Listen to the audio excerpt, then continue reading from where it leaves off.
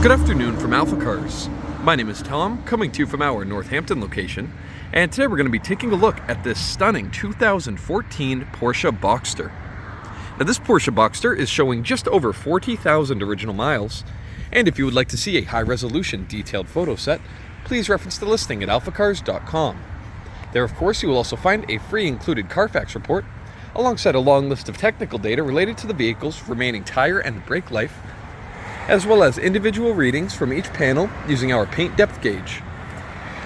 But today I'll be taking you on a quick condition overview around both the interior and the exterior of this Porsche, as well as showing you some of its more notable features. So taking a look here at the outside, of course finished in an iconic Porsche color known as Guards Red. This color has been featured across the model line for decades now, and it really is one of their most iconic colors, and I think it looks absolutely stunning being worn by this Boxster. Now taking a look at the general paint condition, you will see some relatively usual wear marks in the paint. However, to my eye, I can't find anything truly major wrong with the paint job on this car. Just as you can see in the light, some basic wear marks. Of course, as usual, I'll take you really close to the panel so as to look for any inconsistencies in the light reflection, which would of course be caused by a dent or a ding in the bodywork. And as I reach the rear of the vehicle here on the driver's side, I find absolutely nothing wrong with the bodywork itself, and the paint presents very nicely.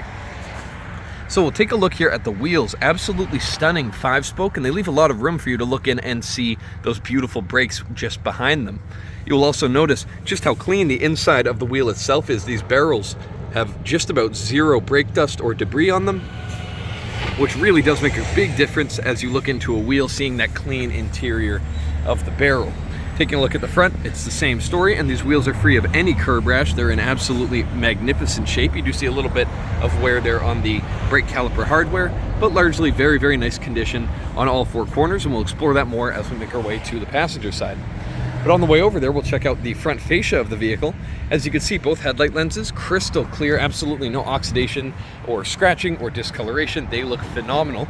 And looking at the condition of the bumper cover, again, similar condition of the paint, just some basic swirl marks, nothing major.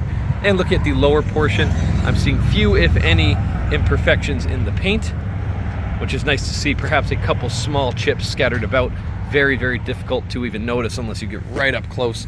So as far as outward appearance goes, the front fascia presents beautifully.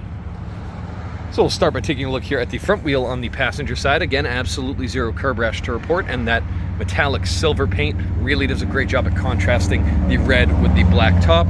I think the silver wheels are a fantastic choice for this spec. As we make our way to the other wheel, again, we'll be looking for any dings, dents, or scratches here in the bodywork. And to my eye, looking down the panel, I can see absolutely nothing wrong. This paint presents beautifully. Finally, our last wheel here at the rear of the passenger side looks just as nice as all of the other wheels, and the interior is just as clean on the barrel there. Very, very well maintained. And here at the rear of the vehicle, this rear bumper cover is in fantastic condition. Take a look, looking for dings or dents. As you can see, no imperfections in the reflection on the bodywork. The taillights, again, same as the headlights, are free of any oxidation, scratching, or discoloration. They look fantastic. And looking just here at your rear trunk on the vehicle, you do have some nice chrome badging to complement the other styling on the vehicle, and that's all in great shape as well. No issues to note there. You also do have an extendable spoiler here at the back of the vehicle, and once I put the top down, I will also extend the spoiler.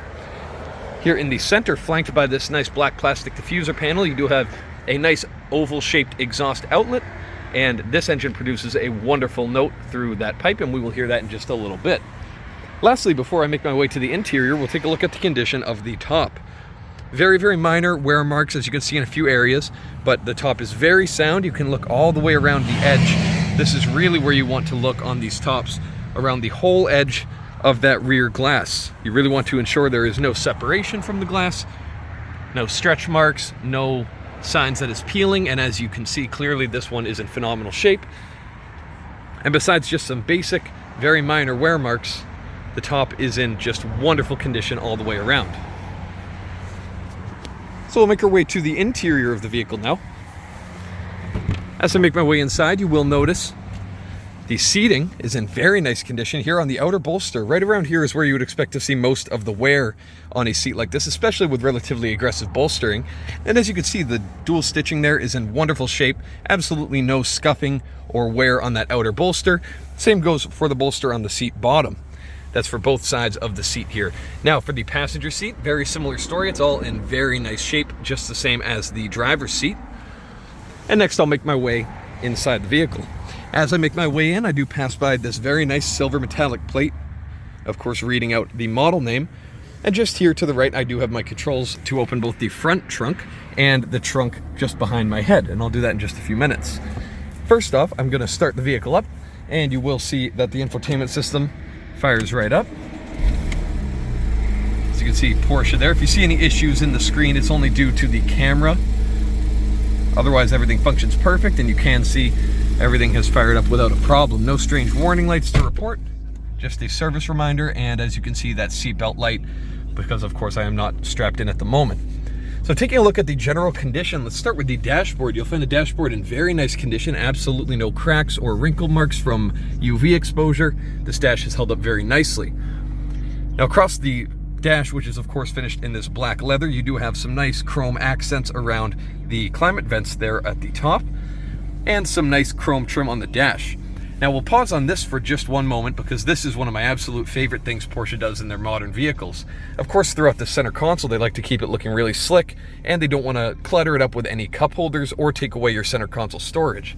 So Porsche thought of a wonderful solution. All you do, push down to open this trim up. I can extend just one cup holder if I so choose, or both, so I have one for my passenger as well. And then due to their very intelligent design, as I close this, you can see I can close up that trim and leave the nice chrome trim intact while now having two cup holders fully extended. It's always important to look with these Porsches that this mechanism operates properly. And as you can see, both of these close up and fold up without any issue, and there's no issue with that trim relatching. So that's a very intelligent design by Porsche, as one might expect from such an esteemed German car maker. Now taking a look more centric here in front of me, looking at the steering wheel, it's got a very nice aggressive and thick bolster to it. It feels great in the hand, and as you can see, a full leather wrap all the way around. Just really promotes that sporty driving experience and feel. In my opinion, that's the thing Porsche gets the most right amongst many things in their vehicles, is just the feel through the pedals, the shifter if you have a manual, or the transmission in an automatic, as well as just the condition of the steering wheel. Feels so nice in the hand. You also do have these gear selectors on either side. Kind of an odd arrangement, but once you get used to it, it is quite satisfying. Gauge cluster free of any scratching, looks very, very nice. And as you can see, if I do put it into manual, I do have that gear indicator there, which is a nice feature to have as well. As I showed before, just over 40,000 miles. And I have this information screen, which I can change around to be multiple different points of data for the vehicle, whatever you think is most relevant to see right at the home screen there. A little bit more silver trim here on the left around your key and your headlight control. Now the key is on the left. That's an homage to the old days of Porsche racing, especially at the Le Mans circuit. And that's kind of a nice homage that they still do to this day. Now a bit more focused here on the center console. You can see the infotainment screen looks absolutely perfect, no wear whatsoever. Looking at all of the controls just below it, just the same, and you'll find all of these photographed in the photo set nice and up close. Everything functions, exactly as it should. Just below that, you'll find your gear selector, a very, very nice, high quality, notchy feel as you select a gear. Same goes for if you're in manual mode, putting it into the gear select, gear select mode. That feels great as well as you roll through the gears. Now a bit further down, you do have your options for sport mode, traction control, the auto start stop feature, as well as your rear wing control. So I'm going to push that button and the wing will automatically deploy, and we'll see that when I exit the vehicle in a moment. One last thing I'd like to point out is the convertible top controller just here in the center. Now you'll notice I'm going to now put the top down and watch. See that latch automatically opens, and look at just how easily this top stows away. No rear trunk panels need to get out of the way for the top. It folds into its own dedicated storage area, and as you can see, both of the windows automatically rise back up. I will put them down for the sake of appearance. And now we'll take a quick look around the exterior with the top down. All right, so as you can see, I'm outside the vehicle now with that rear wing deployed, looking extra sporty here at the rear, as well as the top stowed away in its lowered position. You can take a look at just the gorgeous body lines of the Boxster. I think this was really intended to be viewed in this state as you see it here. Looks absolutely stunning from all angles. Not that it looks bad with the roof up, of course, but really, buying a Boxster, this is what you hope to be rolling around in as often as possible. As you can see, the rear wing is deployed without any hesitation or problems. Looking at the latching mechanism there, all of the hardware looks fantastic, free of any wear, corrosion, or gouging in the paint to show, improper alignment. It looks very, very nice with the wing up. Now, as I mentioned before, using these switches here, I can open the front as well as the rear trunks, because of course the Boxster is mid-engine, so the engine is sitting just about below this point where the top meets the rear trunk. But of course that is fantastic for your storage capacity. So looking here at the rear, I do have the original floor mats here in very nice condition, as well as a relatively spacious trunk. You also do have a couple of areas where you can add oil to your engine if necessary, and coolant as well. This is a very, very simple setup. The engine is just behind this firewall here. You can see your strut towers there in the corners. And of course, this tailgate just clicks right down.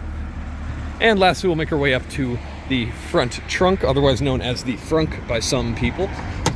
This does have a more traditional latch system. As I open this up, you do have a couple more areas to look at your brake fluid and other items, as well as your washer fluid and your strut towers with those caps just there for easy access. Looking in the front trunk, again, very spacious. This is a very deep storage area.